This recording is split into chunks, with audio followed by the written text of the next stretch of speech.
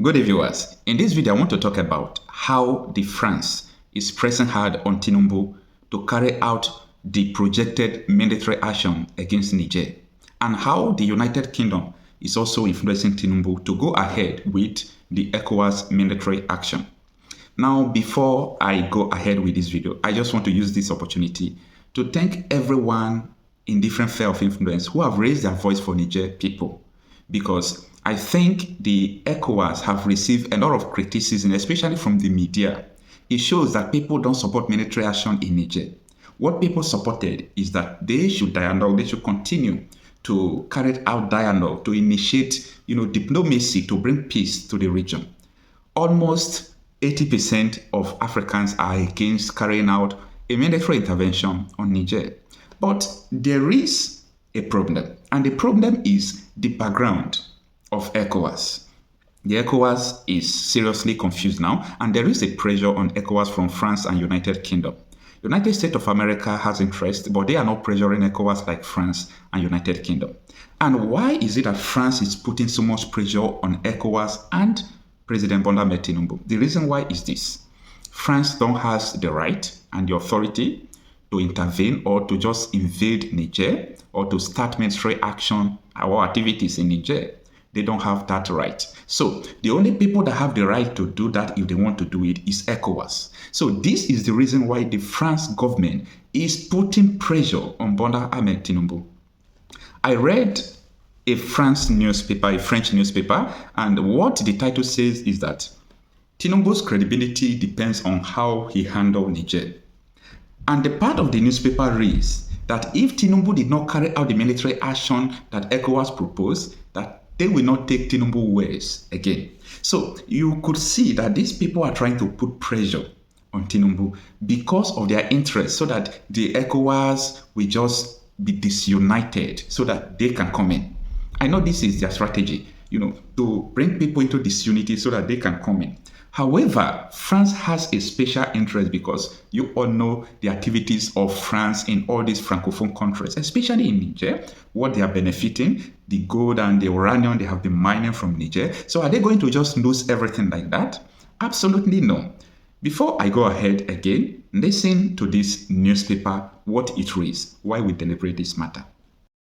This is from a French newspaper, and it reads, Bola Tinubu's credibility will depend on what he can do in Niger. Bola Tinubu's credibility will depend on what he can do in Niger. And it reads, Nigeria, whose President Bola Tinubu currently heads the Economic Community of West African States, ECOWAS, is maneuvering to force the coup leaders to back down. They have been holding Niger's President Mohamed Bazoum prisoner since Wednesday, July 26th. On Sunday, the sub-region's leader gave a one-week ultimatum to Abdourahmane Tiani's men for a complete return to constitutional order. Tiani is the former head of State Presidential Guard and president of the National Council for the Safeguard of the Homeland, CNSP. The chiefs of the staff of the ECOWAS countries are meeting in Abuja up till on Friday to work on military strategies. Benjamin Aoji, a Nigerian specialist and researcher at the French Institute of International Relations, IFRI, looks at the major role this country is currently playing in the crisis. Nigeria appears to be on the front line against the coup leaders in Niger. What is behind this engagement? Nigeria is the dominant political and economic power in West Africa. It borders Niger, and the two countries shares a common language, Hausa, which is spoken by 80 million people in northern Nigeria and Niger. It is new president. Tinubu came to power on May 29, though they are contesting his victory on the election petition court sitting in the Court of Appeal, Abuja. He has been heading ECOWAS for less than a month. His inaugural speech at the head of the regional organization focused in particular on the need to put an end to military coup in the region. His credibility, even from a domestic political point of view, will depend on what he managed to do after the coup in Niger. He has been under a great deal of pressure since the end of gasoline subsidies in his country in June. Tinubu has taken a very firm stance against the coup leaders. Drastic economic sanctions have been put in place. But if the junta in Niamey, the capital of Niger, doesn't falter and he finally gives up the military option, this leaves him with few ways out of the situation. The Sultan of Sokoto, an influential cleric in Nigeria, and himself a former soldier, is part of the ECOWAS delegation led by former Nigerian President Abdulsalami Abubakar. The delegation is due to visit Niamey. What role can he play in this crisis? He is the leading Sunni region authority in Nigeria, but it is not certain that his influence on Niger's military is decisive. He is more expected than feared. Nigeria Army Chief General Christopher Musa reiterated on Monday that his troops were ready to intervene, but do they have the means to do so? In the 90s, the Nigerian army was deployed in Liberia and Sierra Leone via ECOWAS mandates, and more recently in Gambia, but the situation in Niger is very different. There are many unknown, and the many failures of law enforcement on Nigerian soil over the past 20 years suggest. Among the many failures are violence, industrial-scale crude oil theft in the Niger Delta, and an explosion of banditry in the northwest.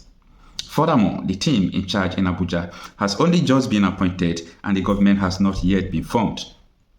Its future members are currently before the Nigerian Senate for approval. For example, there is no Minister of Defense yet. Only the army chiefs have been appointed along with the National Security Advisor, Nuhu Rebadu, the country's chief of financial prosecutor. It should be pointed out that Tinubu is not a military man, unlike several of his predecessors since the return of democracy. Among these predecessors are Olusegun Obasanjo, that led 1999 to 2007, and Muhammadu Buhari 2015 to 2023. It is in Tinubu's interest to show that he can be decisive on defense issues, despite his lack of experience in the field.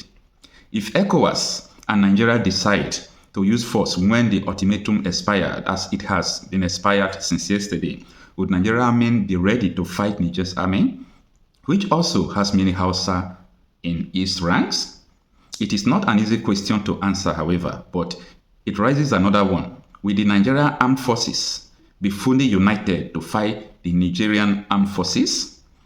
During this first term in office, Emmanuel Macron became very close with Nigeria, where he entered at the French embassy in Abuja in 2022. Can he now hope to capitalize on this closeness? If the Nigerian army decide to intervene under a mandate from ECOWAS and the African Union, I don't think it will do so without consulting the two key military players in Niger.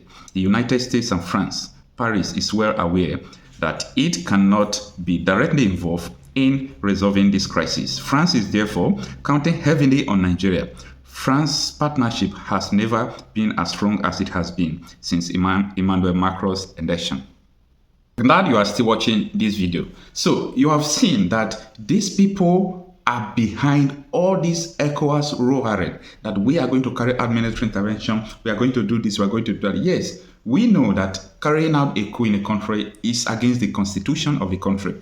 However, this is an internal issue of Niger people because they know their pains, they know what is going on, they know whether to support the military regime or the democratic regime. So I am saying that France, United Kingdom are responsible about the pressure that is being mounted on the president of the ECOWAS, I mean the chairman, that is Bola Ahmed Tinubu, the president of Nigeria. And if this pressure continues on, if this pressure persists for 2 to 3 days, I am telling you, this man is going to bow down to pressure and carry out this military intervention against the junta in Niger. However, there is every possibility that this man is going to bow to pressure because his credibility, I'm talking about his election credibility, there has been a lot of controversies about it, and the case is also before the election petition court. So he don't even know whether he will be disqualified by the court.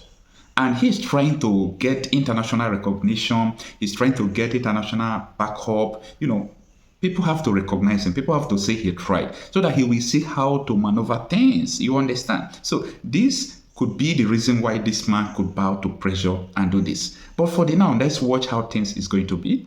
Thank you so much for having time to listen to this video. I am Okocha Marcel.